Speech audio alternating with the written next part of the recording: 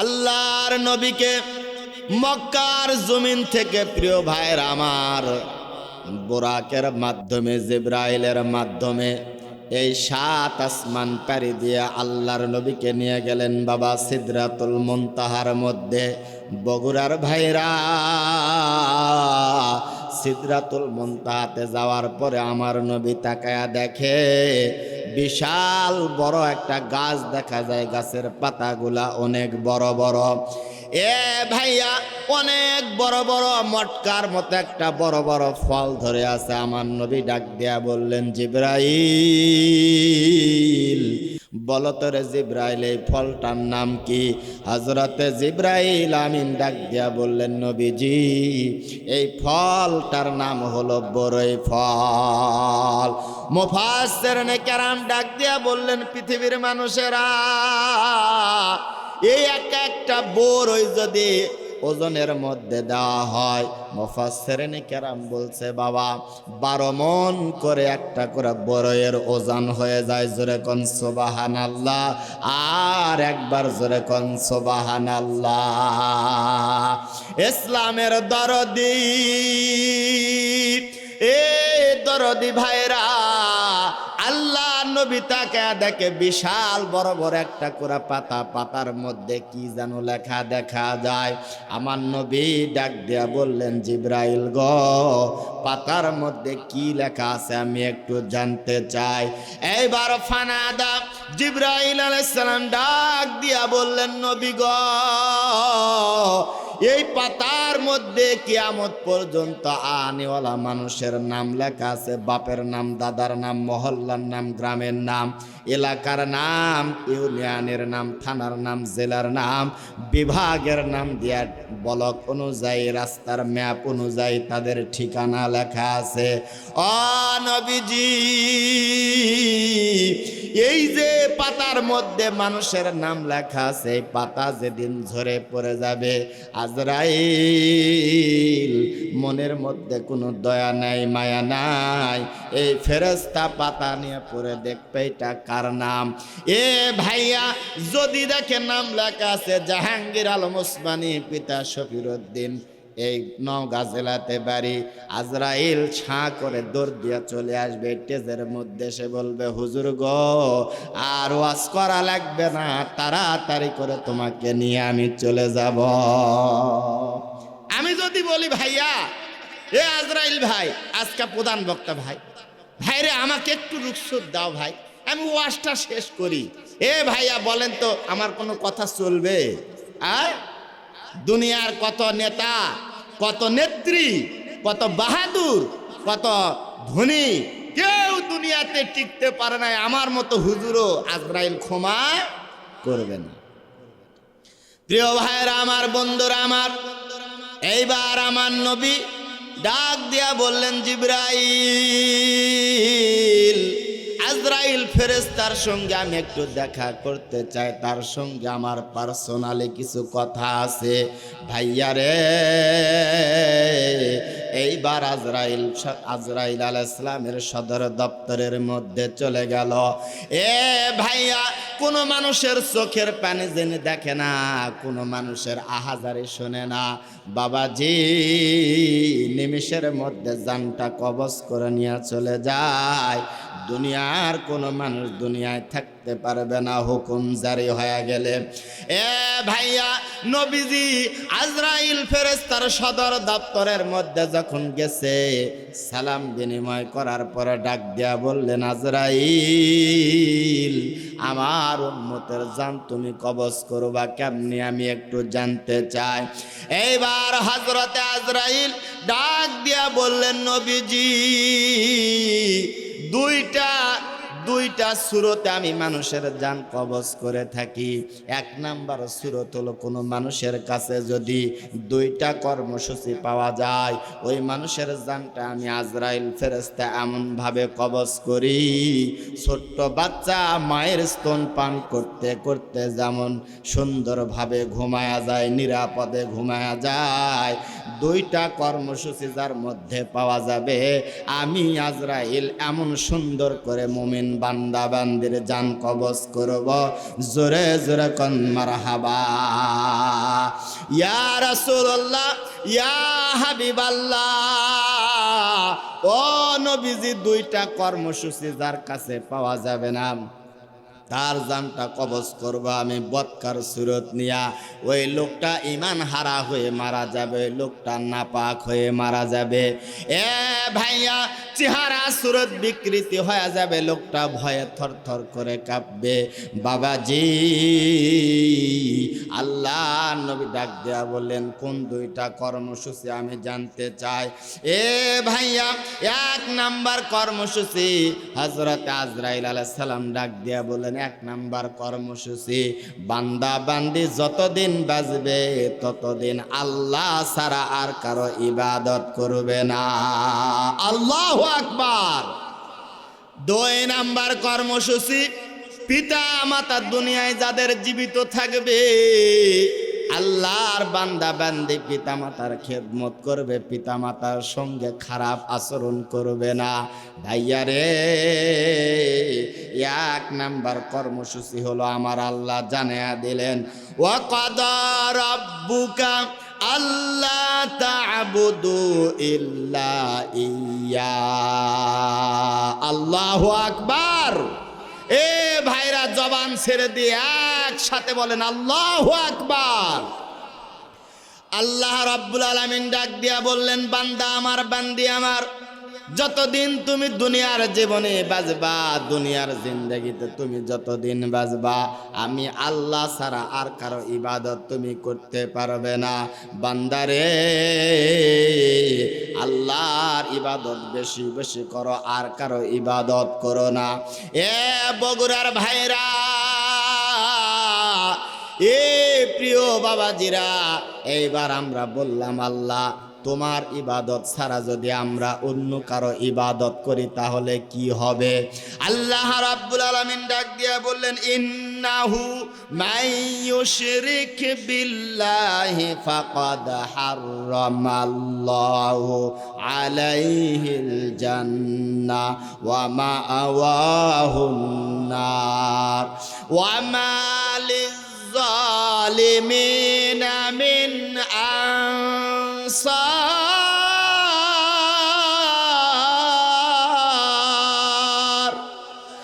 আল্লাহ রাব্বুল আলামিন ডাক দিয়া বললেন, বান্দারে, আমি আল্লাহ ছাড়া আর কারো যদি ইবাদত করে এটা শিরকের মধ্যে গণ্য হয়ে যায়। বান্দারে, নিশ্চয় যারা আমি আল্লাহ ছাড়া অন্য কারো ইবাদত করবে, আমি আল্লাহর সঙ্গে শিরিক করবে, শরীক করবে, তাদের জন্য আমি আল্লাহ জান্নাত হারাম করে দিলাম। ওয়া মাআওয়াহুন নার, তাদের জন্য জাহান্নামের প্রজ্বলিত আগুনের ব্যবস্থা করা হয়েছে। ওয়া মা লিয-যালিমিনা মিন আনসার।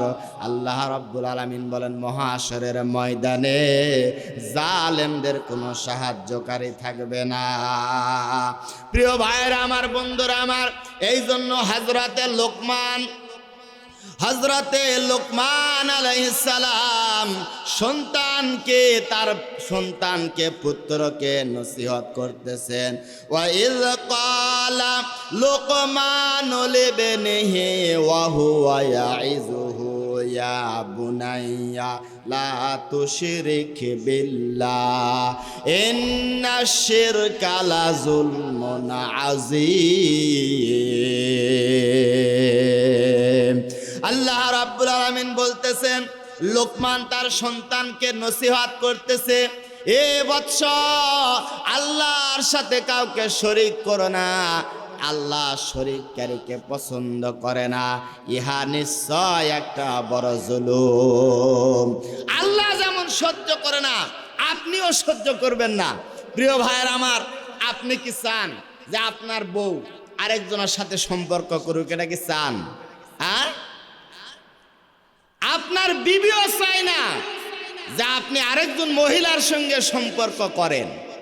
প্রিয় ভাইরা আমার, যদি শোনে যে আপনি আরেকজন মহিলার সাথে নিয়মিত কথা বলেন, এ ভাইয়া বলেন তো, বিবি কি খুশি হবে? আল্লাহ পাক বলতেছে, তুমি যদি খুশি না হও, তোমার বিবি যদি আরেকজনের সাথে সম্পর্ক করার কারণে খুশি না হয়, তো আমি আহকামুল হাকিমিন, আমার সাথে কারো যদি তুমি শিরিক করো, শরিক করো, আমিও সহ্য করতে পারি না। প্রিয় ভাইরা আমার, বন্ধুরা আমার, এরপরের আয়াতে আল্লাহ রাব্বুল আলামিন জানিয়ে দিলেন, ইন্নাল্লাহা লা ইয়াগফিরু আন ইউশরাকা বিহি ওয়া ইয়াগফিরু মা দুনা যালিকা লিমান ইয়াশা ওয়া মান ইউশরিক বিল্লাহি ফাকাদ ইফতারা ইসমান আযীমা। আল্লাহ রাব্বুল আলামিন বলতেছেন, নিশ্চয় আল্লাহ তাআলা, নিশ্চয় আল্লাহ রাব্বুল আলামিন শিরিক করাকে পছন্দ করে না, শিরিককারীকে আল্লাহ ক্ষমা করে না। জোরে কন নাউজুবিল্লাহ। এ ভাইয়া, আল্লাহ পছন্দ করে না। আল্লাহ ডাক দিয়া বলেন, কেউ যদি শিরিকের গুনাহ ছাড়া অন্য কোনো গুনাহ করে, সে যদি মাফ চায়, আমি আল্লাহ তার জিন্দেগীর সমস্ত গুনাহকে মাফ করতে পারি। বিশ্ব নবীজি সাল্লাল্লাহু আলাইহি ওয়াসাল্লাম বলেন, প্রিয় ভাইরা আমার, বিশ্ব নবী বলেন, মাল্লাকিয়ানি বিকুরাবিল আরদি খতিয়াতান লা ইউশরিক বি শাইআন লাকিয়াতাহু বিমিসলিহা মাগফিরা। আল্লাহ নবী ডাক দিয়া বলেন, আমার উম্মতের মহিলারা, পুরুষেরা শোনো, শিরিকের গুনাহ ব্যতি রেখে পাহাড় সম পরিমাণ গুনাহ নিয়ে তুমি যদি আমি আল্লাহর দরবারে হাজির হয়ে যাও, বান্দা আমার, বান্দি আমার, শুনে রাখো, আসমান সম পরিমাণ দয়া নিয়ে আমি আল্লাহ তোমার কাছে হাজির হয়ে যাব। আল্লাহু আকবার। প্রিয় ভাইরা আমার, বন্ধুরা আমার, তাহলে বান্দা বান্দি ইবাদত করবে একমাত্র কার? কার জন্য ইবাদত করবে? আল্লাহ রাব্বুল আলামিন জানিয়ে দিলেন, কুল ইন্না সালাতি ওয়া নুসুকি ওয়া মাহইয়ায়া ওয়া মামাতি লিল্লাহি রাব্বিল আলামিন। আল্লাহ রাব্বুল আলামিন ডাক দিয়া বলেন, নবী হে, আপনি বলুন, ইন্না সালাতি ওয়া নুসুকি ওয়া মাহইয়ায়া ওয়া মামাতি লিল্লাহি রাব্বিল আলামিন। তোমার নামাজ, তোমার কুরবানি, তোমার বেঁচে থাকা, তোমার মরে যাওয়া, সব কিছু হবে আল্লাহ রাব্বুল আলামিনের জন্য। আল্লাহর ইবাদত করতে হবে, আল্লাহর কাছে চাইতে হবে। এ ভাইয়া, কোন পীরের দরবারে চাইলে পীর আপনাকে বাচ্চা দিতে পারবে না, পীর আপনাকে হেদায়েত দিতে পারবে না। হেদায়েতের মালিক কেবলমাত্র একমাত্র আমার আল্লাহ। সুবহানাল্লাহ। আমরা ডাক দিয়া বললাম, আল্লাহ, ও আল্লাহ, তোমার ইবাদত আমরা করব, শিরিক মুক্ত ইবাদত আমরা করব। প্রিয় ভাইরা আমার, শিরিকের সাথে মুসলমানের কোনো সম্পর্ক থাকতে পারে না। ছোট্ট বাচ্চা পাহাড়ের গুহার মধ্যে বসে আছে, জালেম বাদশার ভয়ে, জালেম বাদশা নমরুদের ভয়ে ছোট্ট বাচ্চাকে পাহাড়ের গুহার মধ্যে লুকায় রাখছে। মা দেখার জন্য গেছে, ডাক দিয়া বলতেছে, মা গো মা, ও মা, কে আমাকে তৈরি করছে? বলে, আমি আর তোর বাপ। হযরত ইব্রাহিম আলাইহিস সালাম ডাক দিয়া বলে, তোমাকে আর আব্বাকে কে তৈরি করছে? মা ডাক দিয়া বলে, তোর বাপ আর আমাকে সৃষ্টি করছে নমরুদ। নাউজুবিল্লাহ বলেন। কে সৃষ্টি করছে? আল্লাহ রাব্বুল আলামিন বলতেছেন, হাল আতা আলাল ইনসানি হিনুম মিনাদ দাহরি লাম ইয়াকুন শাইআম মাযকুরা। আল্লাহ রাব্বুল আলামিন বলতেছে, বান্দা আমার, বান্দি আমার, এমন একটা সময় ছিল তোমার মুখের মধ্যে কোনো ভাষা ছিল না, তুমি উল্লেখযোগ্য কোনো বস্তু ছিলে না। বান্দা আমার, বান্দি আমার, আমি আল্লাহ কোন কুদরতি কায়দায় তোমাকে সৃষ্টি করছি তুমি একটু শোনো। আল্লাহ রাব্বুল আলামিন ডাক দিয়া বললেন, ইন্না খলাকনাল ইনসানা মিন নুতফাতিন আমশাজিন নাবতালিহি ফাজআলনাহু সামিআম বাসীরা। আল্লাহ রাব্বুল আলামিন বলতেছে, পৃথিবীর জমিনে একজন পুরুষ আর একজন মহিলা বাবার মা হালাল ভাবে যৌন কর্মে লিপ্ত হয়ে গেল। যৌন কর্ম সারার পরে তারা পৃথক হয়ে যায়। স্বামী জানে না বিবির পেটের মধ্যে বাচ্চা তৈরি হচ্ছে, আবার স্ত্রীও জানে না তার পেটের মধ্যে বাচ্চা তৈরি হচ্ছে। আল্লাহ রাব্বুল আলামিন ডাক দিয়া বললেন, মায়ের থেকে একটু বাপের থেকে একটু নাপাক পানি আমার হাতের মধ্যে নিয়া 40 দিন পর্যন্ত এই পানিকে, নাপাক পানিকে আমি আল্লাহ ডাইলশন করে একটা জমাট বাঁধা রক্তের পিণ্ড তৈরি করি। এরপরে আমি 40 দিন পরে আমি আল্লাহ গোস্তের টুকরা তৈরি করি। বান্দা আমার, বান্দি আমার, আল্লাহ রাব্বুল আলামিন জানিয়ে দিচ্ছেন, ফাকাসাউনাল ইযামা লাহমা।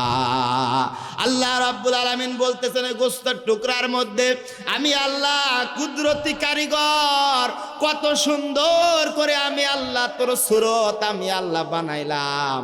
তোর এই গোস্তের টুকরার মধ্যে আমি আল্লাহ কত সুন্দর হাড় দিয়া, হাড্ডি দিয়া, হাত দিয়া, পা দিয়া, কত সুন্দর নাক দিয়া আমি আল্লাহ তোকে সৃষ্টি করছি। বান্দারে কেমনে তুমি বলো নমরুদ তোমাকে সৃষ্টি করছে? আমাদের সৃষ্টিকারী কে? এ ভাইয়া, কত সুন্দর বডি ল্যাঙ্গুয়েজ নিয়ে আপনি ঘুরতেছেন। আল্লাহ ইচ্ছা করলে আপনার হাত পা বিকলাঙ্গ করতে পারতেন কি না? পারতেন না ভাইয়া? যদি আপনার হাতকে যদি বিকলাঙ্গ করত দুইটা, এই দুনিয়াতে আপনি কত বড় ভোগান্তির শিকার হতেন। কোনো মানুষ আপনাকে ভালো চোখে দেখতো না। আপনি বিবাহ করতে গেছেন, মেয়ের পরিবার বলতো এর তো দুটো হাতই নাই, কার সাথে মেয়েকে বিবাহ দেবে? আপনি পুরুষ মানুষ, আপনার কত দাম।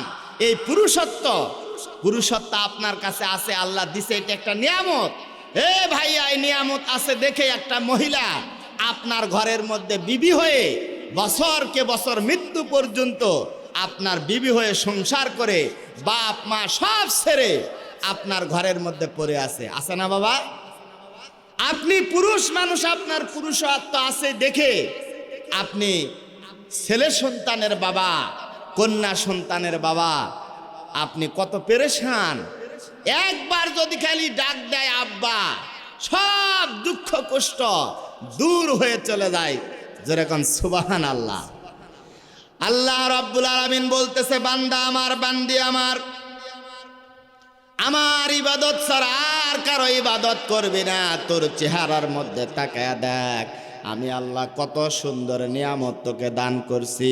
বান্দারে, তোমাকে পুরুষত্ব দান করছি, তুমি নিয়ামত হিসাবে তুমি শুকরিয়া আদায় করো।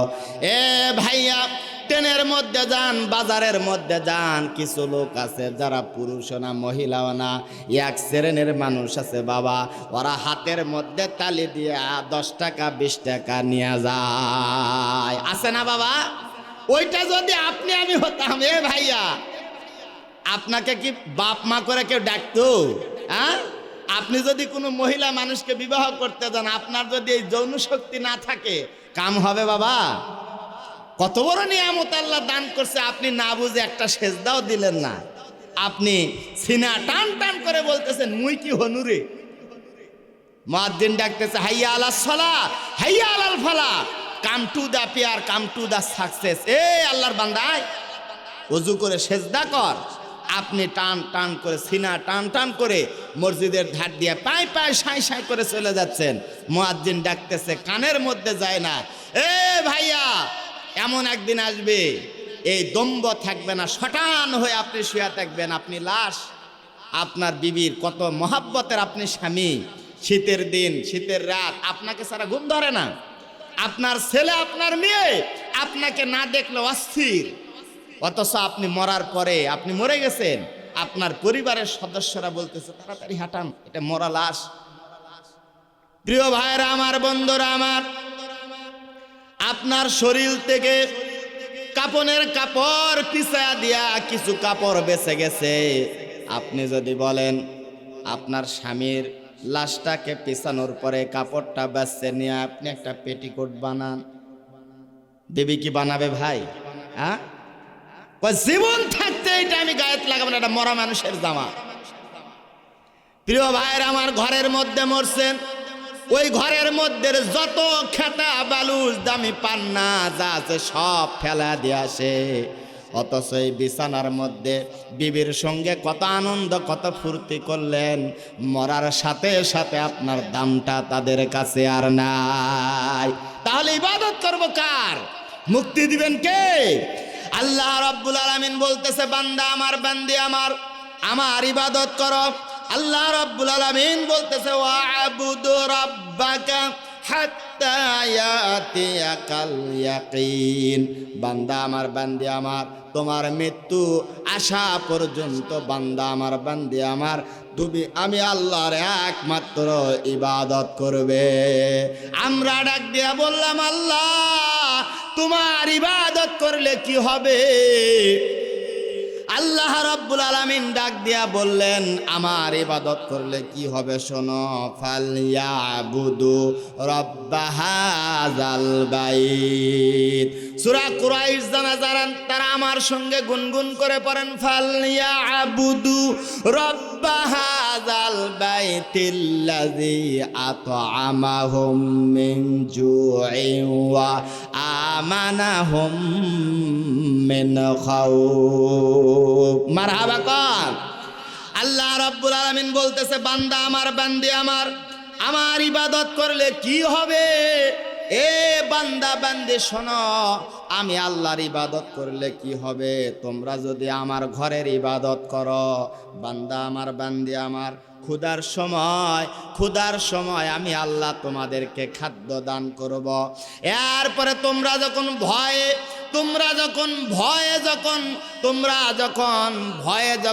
তোমরা এরকম আচ্ছন্ন হয়ে যাবে, আল্লাহ রাব্বুল আলামিন বলেন, ওই ভয়ের সময় আমি আল্লাহ তোমাদেরকে নিরাপত্তা দান করব। সুবহানাল্লাহ। আল্লাহ রাব্বুল আলামিন বলতেছে, বান্দা আমার, বান্দি আমার, আমার ইবাদত তোমরা স্বতঃস্ফূর্ত ভাবে করো, তাহলে কি হবে? আল্লাহ রাব্বুল আলামিন বলতেছেন, ইয়া ইবাদিলা খাউফুন আলাইকুমুল ইয়াউমা ওয়ালা আনতুম তাহজানুন আল্লাযীনা আমানু বিআয়াতিনা ওয়া কানু মুসলিমিন উদখুলুল জান্নাতা আনতুম ওয়া আযওয়াজুকুম তুহবারুন।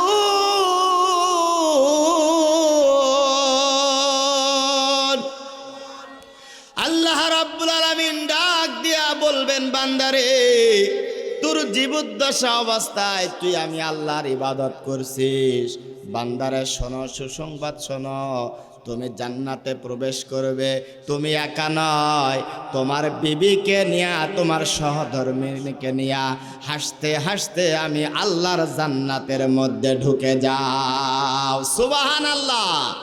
প্রিয় ভাইরা আমার, বন্ধুরা আমার, তাহলে এক নাম্বার কর্মসূচি হলো, আপনি যতদিন বাঁচবেন ততদিন ইবাদত করবেন কার? আল্লাহ ছাড়া আর কারো ইবাদত করা যাবে না। সেজদা যদি করতে হয় আল্লাহর কুদরতি পায়ের মধ্যে সেজদা করো, পীরের পায়ে সেজদা দেওয়া যাবে না। আমার আল্লাহ এইটাকে সহ্য করে না, এটা শিরকের গুনাহ। আমি ফরিদপুর ভাঙ্গা এলাকাতে মাহফিল করতে গেছি। যাওয়ার পরে চন্দ্রাপাড়া নাম দরবারে দেখার জন্য গেছি যে কি হয় এখানে। প্রিয় ভাইরা আমার, সকালবেলা গেলাম, যাওয়ার পরে আমাকে বলতেছে যে আপনি এখানে জুতা খুলে খালি পায়ে যান। কেন? বলে এটা পাক দরবার শরীফ, এখানে জুতা পায়ে দিয়ে হাঁটা যাবে না। আচ্ছা, গেলাম না, জুতা খুলে আমি গেলাম। প্রিয় ভাইরা আমার, যাওয়ার পরে মাজারটা বিশাল বড় করে মাজার করা আছে। তা আমিও যে সময় গেছি ওই সময় আবার নাস্তার ছুটি দিছে মাদ্রাসার ছাত্রদেরকে, ওই ভিতরে মাদ্রাসাও আছে। কি আকীদা দিয়ে তাদেরকে তৈরি করছে দেখলাম। খাবারের ওই থালিটা নিয়ে দৌড় দিয়ে এসে থালিটা রাইখা ওরা জোরে করে একটা সেজদা দিয়া আবার থালি নিয়ে দৌড় দিয়ে খাবার নিতে যাচ্ছে। প্রিয় ভাইরা আমার, বন্ধুরা আমার, আমি তো গেলাম সোজা। যাওয়ার পরে যখন ঘুরে আসতেছি, খাদেম আমাকে বলতেছে, হুজুর এইভাবে যাওয়া যাবে না। কেন? বলে সিসি ক্যামেরা সেট করা আছে, আপনি যদি এইভাবে যান তাহলে কিন্তু আপনাকে ধরে ফেলবে। তা কিভাবে যাওয়া লাগবে? কয় আপনি সোজা গেছেন, আবার ওইভাবে পিছন দিকে যাওয়া লাগবে। এই আমাদের বাবার রওজার দিকে আপনার পিছনের এই ছক্কা মানে পাছা আপনার ওই দিকে দেওয়া যাবে না। তা আমি কলাম, এই বেটা, এই তুই পূর্বর দিকে হাঁটিস না? হ্যাঁ হাঁটি।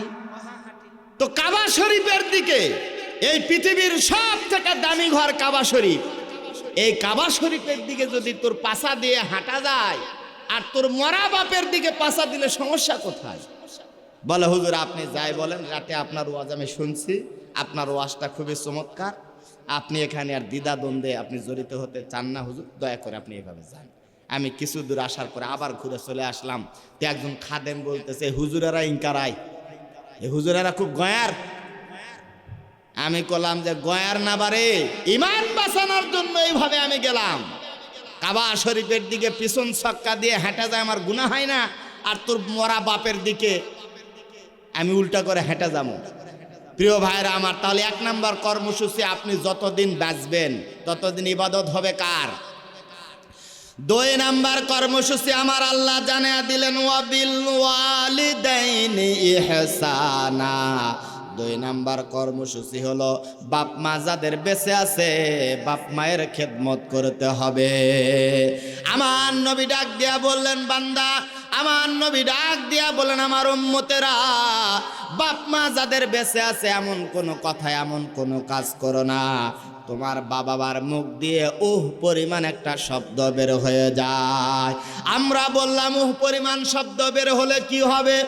আল্লাহ রাব্বুল আলামিন ডাক দিয়া বললেন, কারো আচরণে যদি তার পিতা মাতার মুখ দিয়া পরিমাণ শব্দ বের হয়ে যায়, আমার আল্লাহ ডাক দিয়া বলে, ফরজ, নফল, ওয়াজিব, মুস্তাহাব যত আমল আছে সব আমল আল্লাহ বরবাদ করে দিবে।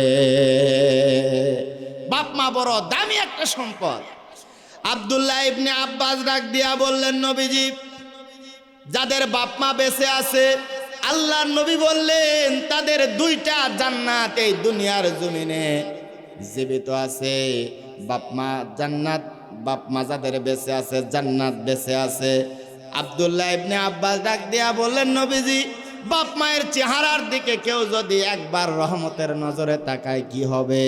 আল্লাহর নবী বলছেন, আল্লাহ হাজ্জু মাবরুরুন, আমার আল্লাহ কবুল হজের একটা সওয়াব তার আমল নামার মধ্যে দিয়া দিবে। আব্দুল্লাহ ইবনে আব্বাস ডাক দিয়া বললেন, নবী গো, কেউ যদি 2 বার তাকায় তাহলে কি হবে? আল্লাহর নবী বললেন, 2টা কবুল হজের সওয়াব। বলেন 3 বার যদি তাকায়? আল্লাহর নবী বললেন, আব্দুল্লাহ ইবনে আব্বাস শোনো, 1 বার 2 বার 3 বার 10 বার নয়, রাত দিন 24 ঘন্টার মধ্যে কেউ যদি তার বাপ মায়ের চেহারার দিকে রহমতের নজরে, মায়ার নজরে, দয়ার নজরে তাকায়, আমার আল্লাহ ততবার কবুল হজের সওয়াব আল্লাহ দান করবে। আল্লাহ রাব্বুল আলামিন বলতেছেন, বান্দারে, তোর বাপ মা বেঁচে আছে, আমি আল্লাহর শুকরিয়া আদায়ের পর তোর বাপ মায়ের শুকরিয়া আদায় করবি। আমার আল্লাহ ডাক দেয়া বলতেছে, আনিশকুরুলি ওয়ালি ওয়ালিদাইকা ইলাইয়াল মাসির। আল্লাহ রাব্বুল আলামিন বলতেছে, আমি আল্লাহর শুকরিয়া আদায় করে এরপরে তোর বাবা মার শুকরিয়া আদায় করবি। প্রিয় ভাইরা আমার, বন্ধুরা আমার, একজন সাহাবী নবীজির কাছে এসে বললেন, ইয়া রাসূলুল্লাহ, আমার মায়ের হক আমি আদায় করে ফেলছি। আল্লাহর নবী ডাক দিয়া বললেন, সাহাবী রে, তোর মায়ের হক তুই কেমনে আদায় করলি? সাহাবী বললেন, একটা ঝাঁকার মধ্যে করে আমার এই বুড়ি মাকে, আমার এই বয়স্ক মাকে ঝাঁকার মধ্যে করে নিয়ে মাথায় উঠায়া কাবা শরীফ আমি তোয়াফ করছি, জিয়ারত করছি। ও নবীজি, আমি ছাপা আমার ওয়াতে দৌড়াদৌড়ি করছি, আমি মিনা মুজদালিফায় গেছি। নবীজি, আমার মন বলছে আমার মায়ের ঋণ শোধ হয়ে গেছে। আল্লাহ নবী ডাক দিয়া বললেন, রে সাহাবী, তুই দুনিয়াতে আসার পরপরই তোর মা স্তন থেকে বোটা লাগায়া স্তনের বোটা লাগায়া এক ফোঁটা সর্বপ্রথম যে দুধটা তোর মুখের মধ্যে দিছে, এ আমার সাহাবী রে, ওই দুধের ঋণ তুই কোনোদিন শোধ করতে পারবি না।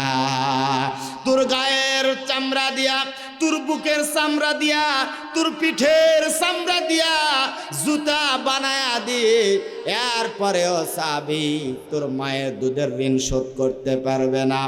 প্রিয় ভাইয়েরা আমার নবীজি ছোট্টবেলায় বাবাকে হারাইছে দুনিয়াতে আসার পরপরই। এরপরে দুনিয়াতে আসার পরে মায়ের বুকের স্তন কম খাইছে। নবীজি তায়েব গেছিলেন, মা হালিমাতুস সাদিয়ার দুধ পান করছে। এ ভাইয়া, উরওয়া নামক একটা জায়গার মধ্যে আল্লাহর নবী গনিমতের মাল বন্টন করতেছিলেন। এমন সময় কে যেন দূর থেকে মোহাম্মদ, ও মোহাম্মদ, ও মোহাম্মদ বলে ডাকে। সাহাবীরা ডাক দেয়া বললেন, এমন কে, কার সাহস হলো আমার নবীর নামটা ধরে ডাকে? স্বয়ং আল্লাহ পর্যন্ত আমার নবীর নাম ধরে ডাকে না। সুবহানাল্লাহ। কে এমন রে, কে আছে আমার নবীর নাম ধরে ডাকে? সাহাবীরা দেখার জন্য গিয়া দেখে একটা বুড়ি মহিলা আমার নবীর নাম ধরে ডাকতেছে। প্রিয় ভাইরা আমার ডাক দিয়া বললেন, বুড়িমা, কেমনে তোমার সাহস হলো আমার নবীর নাম ধরে ডাকো? ডাক দিয়া বললেন, মোহাম্মদের কাছে হয় আমাকে নিয়ে যাও, নতুবা মোহাম্মদকে আমার কাছে ডেকে পাঠাও। বুড়িমাকে ধরে নবীজির কাছে আসলেন। এ ভাইয়া, এই বুড়ি মহিলাকে দেখার সাথে সাথে আমার নবী গা থেকে চাদরটা, প্রিয় ভাইরা আমার, বিছায়া দিলেন। আল্লাহর নবী দাঁড়ায় গেলেন। মহিলা, এই বুড়ি মহিলা চাদরের উপরে বসলেন। প্রিয় ভাইরা আমার, বন্ধুরা আমার, নবীজি দীর্ঘক্ষণ কথা বললেন।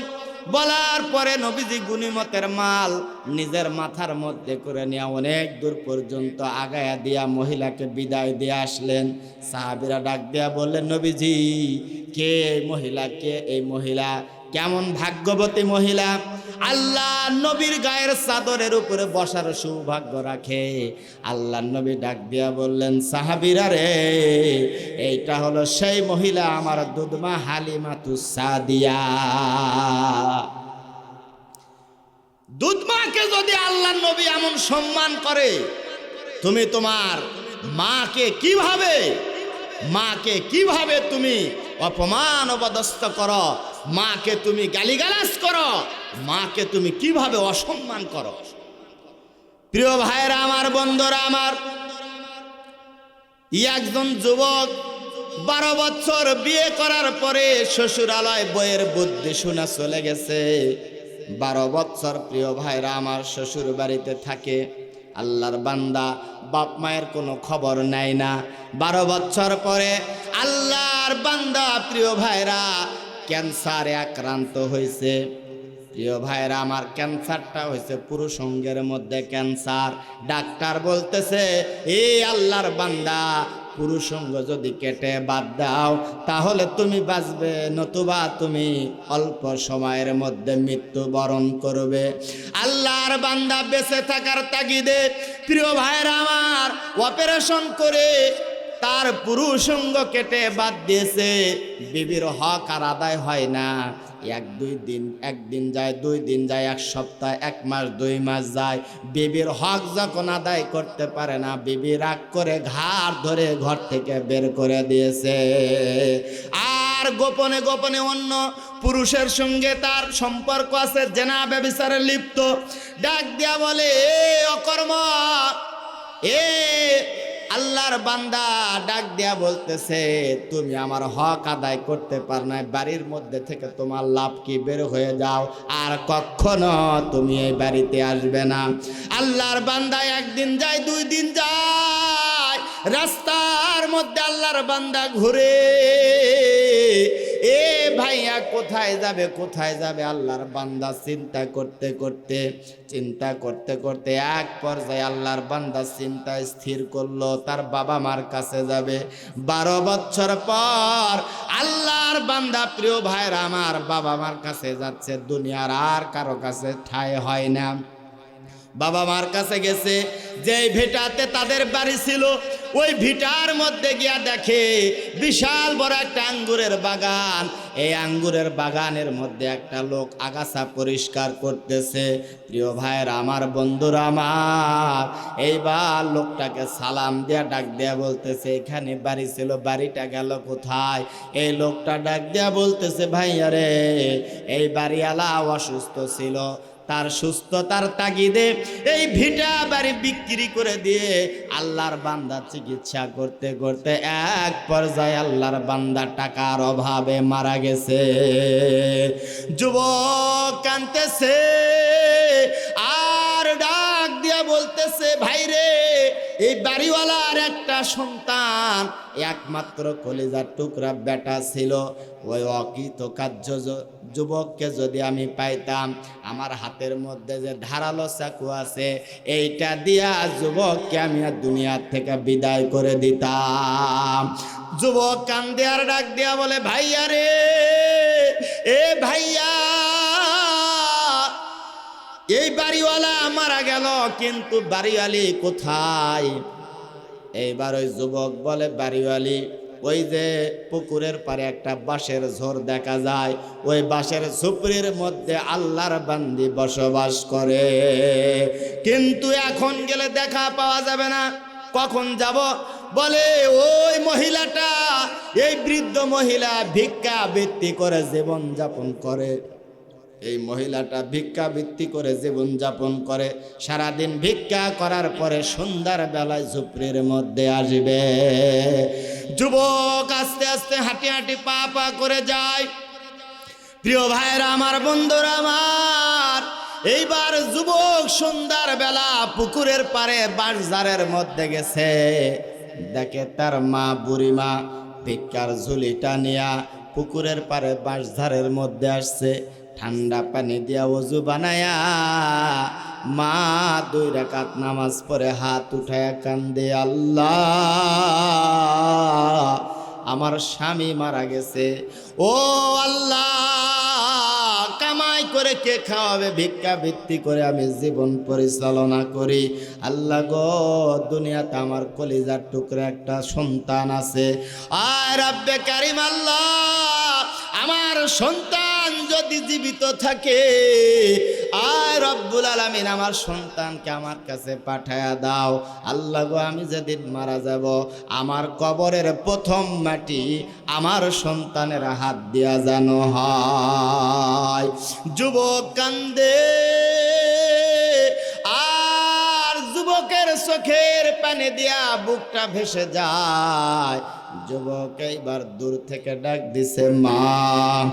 মা ডাকটা যে মাত্র শুনছে, আল্লাহর বান্দি মোনাজাত শেষ করে আল্লাহর বান্দি ডাক দেয়া বলতেছে, কে রে বাবা, কে?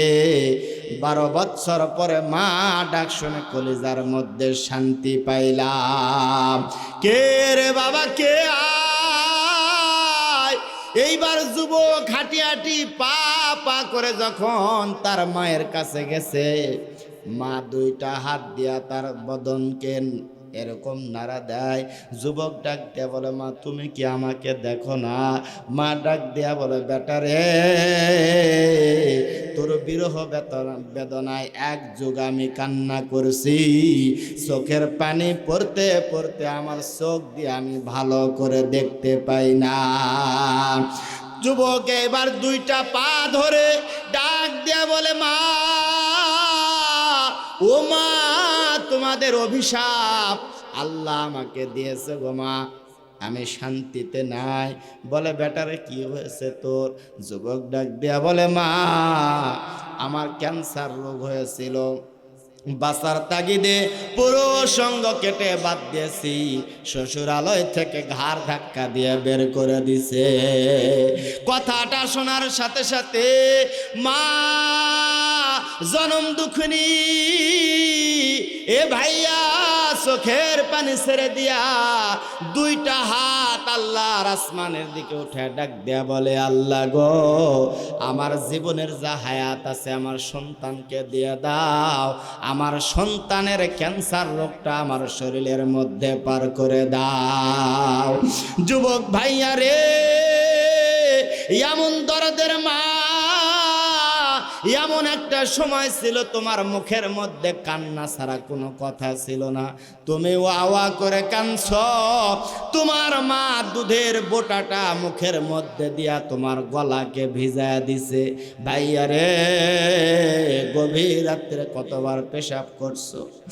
এই আল্লাহর বান্দা বারবার তোর মা শুকনা কাপড় দিতে দিতে শাড়ির আঁচলটা পর্যন্ত শেষ হয়ে যায়। মা তোকে ঠান্ডা লাগবে বলে মা তোকে বুকের উপরে রাখছে। আমার কলিজার ধন ঠান্ডায় থেকে আমার সন্তানের অসুখ হবে। যুবক ভাইয়া রে, আর সেই মা তোমার কাছে বোঝা হয়ে গেছে। যুবক ভাই, বিবির কথা শুনে তুমি মাকে কষ্ট দাও। এ যুবক, বিবির কথা শুনে মা থেকে তুমি দূরে থাকো, মা থেকে তুমি আলাদা হয়ে যাও। যুবক রে, বিপদে পড়লে বিবি সন্তান কেউ থাকবে না, কাছে আসবে না, কিন্তু দরদের মা যতই সন্তানের বিপদ হোক না কেন, সন্তানকে ছেড়ে মা বাবা কখনো পালায়া যায় না। আল্লাহর বান্দা, এ ভাইয়া, আল্লাহর বান্দা তিনজন বনি ইসরাইলের তিনজন যুবক, তারা বেড়ানোর জন্য তারা ঘর থেকে বের হয়েছে। একটা এলাকার মধ্যে, পাহাড়ি এলাকার মধ্যে গেছে। বাবা, এত ঝড় তুফান বৃষ্টির কারণে আল্লাহর বান্দারা পাহাড়ের একটা গুহার মধ্যে লুকায়া গেছে, আশ্রয় নিছে। এ ভাইয়া, বৃষ্টির কারণে মাটিটা পিছলা হয়ে বিশাল বড় একটা পাথর এই পাহাড়ের এই গুহার মুখের মধ্যে পড়ে গুহার মুখটা আটকায় গেছে, অন্ধকার হয়ে গেল। এইবার তিনজন যুবক মিলে বহু চেষ্টা করছে, কিন্তু পাথর সরাতে পারে না। যুবক তিনজন চিন্তা করে, এই পাথর যদি সরাইতে না পারি এই গুহার মধ্যে আমরা মরে যাব। এ ভাইয়া, কার কি আমল আছে, আমলটা খুলে খুলে আমি আমাদের আল্লাহর কাছে বলো। এইবার প্রিয় ভাইয়ের আমার, প্রথম যুবক আল্লাহর কাছে মোনাজাত ধরে ডাক দিয়া বলতেছে, আল্লাহ, ও আসমানের মালিক আল্লাহ, জমিনের মালিক আল্লাহ, আমার হায়াতের মৌতের মালিক তুমি আল্লাহ। আমার বাড়িতে একজন কাজের লোক ছিল, এই লোকটা কাজ করে টাকা না নিয়া, অর্থ না নিয়ে আল্লাহর বান্দা একদিন না কয়ে সে বিদায় নিয়ে না কয়ে সে পলায়া চলে গেছে। আল্লাহ গো, তার ওই পারিশ্রমিক দেওয়া অর্থ দিয়ে আমি বকরি কিনলাম। বকরির বিশাল বড় একটা পাল হয়ে গেল। এই বকরিগুলা বিক্রি করে আমি উট ক্রয় করলাম। বিশাল বড় একটা উটের বহর আমার বাড়িতে। আল্লাহর বান্দা একদিন এসে ডাক দেয়া বললেন, ভাইয়া রে, তোমার বাড়িতে কাজ করছিলাম আমি, তোমার থেকে পাও না, তোমার থেকে টাকা পাই, তোমার থেকে আমি দিরহাম পাই, দিনার পাই। এই আল্লাহর বান্দা, আমার দিনারটা আমাকে দিয়ে দাও। আল্লাহর বান্দা ডাক দিয়া বললেন, ভাইয়া রে, এ আল্লাহর বান্দা তাকে দেখো, বিশাল বড় উটের বহরটা তোমার, তুমি নিয়ে যাও। যুবক বললেন, মালিক, আমার সঙ্গে আপনি ঠাট্টা মস্করা করবেন না, বিপদ আমার, আপনি যা পাবো তা দিয়ে দেন। মালিক ডাক দিয়া বললেন, আল্লাহর কসম, এই সমস্ত উট তোমার নিয়ে যাও। সুবহানাল্লাহ। আমরা হলে বললে কি বলতাম, এর মেয়ে এতদিন পরে তুমি কোত্থেকে আসছো, যাও, তুমি কিচ্ছু পাবে না। আল্লাহর বান্দা ডাক দিয়া বলে, আল্লাহ, তোমার ভয়ে, তোমাকে রাজি খুশি করার জন্য এই কাজটা যদি আমি করে থাকি, এটা যদি কোনো নেক কাজ হয়ে থাকে, আল্লাহ গো, এই নেক কাজের বিনিময়ে আল্লাহ আমাদেরকে পাহাড়ের গুহা থেকে পরিত্রাণ দাও। বলার সাথে সাথে পাথরটা একটু সরে গেল, কিছু আলো বাতাস ভিতরে যায়, কিন্তু বের হওয়ার কায়দা নাই। দ্বিতীয় জন বন্ধুকে ডাক দেয়া বললেন, ভাইয়ারে, তুমি দোয়া করো। এইবার আল্লাহর বান্দা দোয়া করতেছে, আল্লাহ, আমার অনেক টাকা পয়সা, আমার খালাতো বোন, আমার ফুফাতো বোন, আমার মামাতো বোন, কি সুন্দর চেহারা, হাসিনাতুন জামিলাতুন জিদ্দান, কত সুন্দর চেহারা। আমার মামাতো বোন আমার কাছে এসে একদিন ডাক দিয়ে বললেন, ভাইয়া রে, পরিবারের মধ্যে বড় অভাব, কিছু আমাকে টাকা হাওলাত দিয়ে দাও। যুবক বললেন, হাওলাত দিতে পারি, একটা শর্ত আছে। বলে কি শর্ত? যুবক বললেন আমার মনের একটা খায়সাত আছে, দীর্ঘদিন ধরে তোমাকে দেখে লালন পালন করে এটা পুরা করতে হবে। যুবতী বললেন ইম্পসিবল, সম্ভব না। চলে গেলেন, আবার অভাবের তাড়নায় আসলেন, ডাক দিয়া বললেন ভাইয়া রে তোমার প্রস্তাবে আমি রাজি। যুবক ডাক দিয়া বললেন আল্লাহ, এ আমার ফুফাতো বোন সুন্দরী তরুণী, কত সুন্দর রূপ যৌবনালা মহিলাকে নিয়ে যখন ঘরের মধ্যে গেলাম, মহিলা আমার এই বোনটা যখন বিছানার মধ্যে শুয়ে গেল, আমি আমার কাম প্রবৃত্তিকে আমি পুরা করার জন্য তার উপরে যখন ঝাঁপায়া পড়লাম, আমার বোন ডাক দিয়া বললেন ভাইয়া রে দুনিয়ার কেউ না দেখলেও কিন্তু আল্লাহ তোমার আমার এই কুকর্ম দেখে। আল্লাহু আকবার।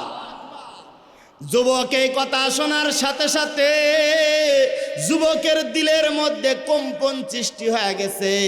যুবক ওইখান থেকে উঠে চলে আসছে, ডাক দেয়া বলে আল্লাহ তোমার ভয়ে যদি আমি এই কাজটা করে থাকি, তোমার ভয়ে যদি জেনার থেকে ফিরে আসতে পারি, শয়তানের ওয়াসওয়াসা থেকে আমি যদি ফিরে আসতে পারি, আল্লাহ এইটা এই আমলের বিনিময়ে তুমি যদি খুশি হয়ে থাকো তাহলে আমাকে পরিত্রাণ দাও।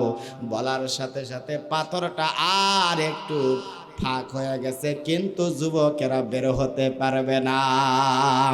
এইবার দুইজন মিলা ডাক দেয়া বলে ভাইয়ারে তোমার কোনো আমল থাকলে বলো। যুবক ডাক দেয়া বলতেছে আল্লাহ আমার বাড়িতে অনেকগুলা বকরি, আমি বকরিগুলা মাঠের মধ্যে নিয়ে যাইতাম, সন্ধ্যার বেলা ফিরে আসতাম, বকরির দুধ দহন করে পেয়ালার মধ্যে করে বাটির মধ্যে করে নিয়া সর্বপ্রথম আমার বৃদ্ধা মাকে আমি আগে খাওয়াতাম, এরপরে আমার সন্তান স্ত্রীকে খাওয়াতাম। আমার একদিনের ঘটনা, আস্তে আস্তে অনেক রাত হয়ে গেল, আমি দুধ দহন করে পেয়ালার মধ্যে করে বাটির মধ্যে করে আমার মায়ের ঘরের মধ্যে গেলাম। দেরি হওয়ার কারণে আমার বৃদ্ধা মাটা ঘুমায়া গেছে। মায়ের শিয়রের মধ্যে দাঁড়িয়ে আছি, আমার সন্তান কান্দে, খানার জন্য ক্ষুধার তাড়নায় কান্দে। আমি ডাক দিয়া বললাম আমার আমলকে আমি বিকৃতি করতে চাই না, প্রতিদিনের ন্যায় আমার মা যতক্ষণ খাবে না আমার পরিবারের কাউকে আমি খাইতে দিব না। দীর্ঘ সময় পরে ঘুম থেকে মা জাগ্রত হলো। এ ভাইয়া টাকা দেখে এ কলিজার টুকরা বেটা একটা পেয়ালা নিয়ে দাঁড়ায় আছে। বলে সন্তান রে কি কারণে দাঁড়ায় আছো? বলে মা তুমি না খেয়ে ঘুমিয়ে গেছো। ও মা পেয়ালার মধ্যে করে দুধ নিয়ে দাঁড়ায় আছি, তুমি খাও, এরপরে আমার সন্তানদেরকে খাবার দেব। মা ডাক দিয়া বলেন আল্লাহ, ও আসমানের মালিক আল্লাহ, জমিনের মালিক আল্লাহ, আমার সন্তান আমার জন্য যা করছে আমার কলিজা ঠান্ডা হয়ে গেছে, আমি সন্তানের উপরে রাজি আর খুশি হয়ে গেছি। আল্লাহু আকবার। আল্লাহর নবী বলছে আন্না রাজুলান ক্বালা ইয়া রাসূলুল্লাহি মা হাক্কুল ওয়ালিদাইন আলা ওয়ালাদিহিমা ক্বালা হুমা জান্নাতুকা ওয়া নারুকা। আল্লাহর নবী বলছে তোর মা তোর জন্য জান্নাত, তোর মা তোর জন্য জাহান্নাম। মা যদি দোয়া করে, এ ভাইয়া বাবা যদি সন্তানের জন্য দোয়া করে, আমার আল্লাহ ডাক দেয়া বলে ওর মধ্যে কোনো রকমের কোনো পর্দা বাধা থাকে না, নিমিষের মধ্যে 100% আমার আল্লাহ কবুল করে নেয়। সুবহানাল্লাহ। আবু হুরায়রা একজন সাহাবী, এ ভাইয়া নবীজির দরবারে আসতেন, একদিন রাত করে বাড়ির মধ্যে ফিরছে, মা ডাক দেয়া বলে আবু হুরায়রা কোথায় গেছিলা তুমি? আবু হুরায়রা ডাক দেয়া বলে মা আমি নবী মুহাম্মাদের দরবারে গেছি। কথাটা বলার সাথে সাথে আবু হুরায়রাকে মারধর আরম্ভ করেছে। ডাক দেয়া বললেন সন্তান রে, মুহাম্মদ আমাদের জাতীয় শত্রু, আমাদের ধর্মীয় শত্রু, মুহাম্মাদের কাছে যাওয়া যাবে না। আবু হুরায়রা মার খেয়ে সকালবেলা আবার আমার নবীর দরবারে আসছে। আবু হুরায়রার মনটা বেজার দেখে ডাক দিয়া বললেন, নবীজি বললেন, আবু হুরায়রা মনটা বেজার কেন? বললেন, নবীজি আপনার দরবারে আসার কারণে আমার মা আমাকে প্রহার করছে। নবী বললেন, তুমি কি বিচার চাও? আবু হুরায়রা বললেন, ইয়া রাসূলুল্লাহ, ইয়া হাবিবাল্লাহ, আমি বিচার চাই না। আল্লাহর নবী বললেন, মা যদি বিধর্মীয় হয় মার সঙ্গে খারাপ আচরণ করা যাবে না। সুবহানাল্লাহ। আবু হুরায়রা বললেন, নবী গো, আমি মায়ের জন্য নালিশ করি না, আমার মায়ের জন্য আপনি একটু দোয়া করেন। আল্লাহ নবী দুই হাত উঠে যখন দোয়া শুরু করছে, আরম্ভ করছে, আবু হুরায়রা মারছে এক দৌড়। রাস্তার মধ্যে হযরতে ওমর রাদিয়াল্লাহু তাআলা আনহু আবু হুরায়রাকে থামাইতে চায়, আবু হুরায়রা থামে না, জুব্বার কোনাটা শক্ত করে ধরছে। আবু হুরায়রা হ্যাঁচকা টান দিয়া ডাক দিয়া বলে, আমাকে ছেড়ে দাও, আমি দেখতে চাই আমার দোয়া, আমি দৌড়ে আগে বাড়ির মধ্যে যাই নাকি আমার নবীর দোয়া আমার বাড়ির মধ্যে আগে যায়। সুবহানাল্লাহ। আবু হুরায়রা দৌড় দিয়া বাড়ির মধ্যে গেছে। দরজার মধ্যে যেই মাত্র নক করছে, মা বের হয়ে আসছে, দরজা খুলে দিছে। আবু হুরায়রা তাকায় দেখে মায়ের চুল থেকে টপ টপ করে পানি পড়তেছে। প্রিয় ভাইরা আমার, বন্ধুরা আমার, এইবার আবু হুরায়রার মা ডাক দিয়া বলতেছে, আবু হুরায়রা, আর এক মুহূর্তে দেরি করতে চাই না, তাড়াতাড়ি করে নিয়ে আমি মাকে নবীর দরবারে নিয়ে যাও। সুবহানাল্লাহ। প্রিয় ভাইরা আমার, বন্ধুরা আমার, আচ্ছা, মা দোয়া করলে সন্তানের জন্য পিতা মাতার জন্য সন্তান দোয়া করলে আমার আল্লাহ কবুল করে নাই। প্রিয় ভাইরা আমার, এর মধ্যে কোনো পর্দা থাকে না।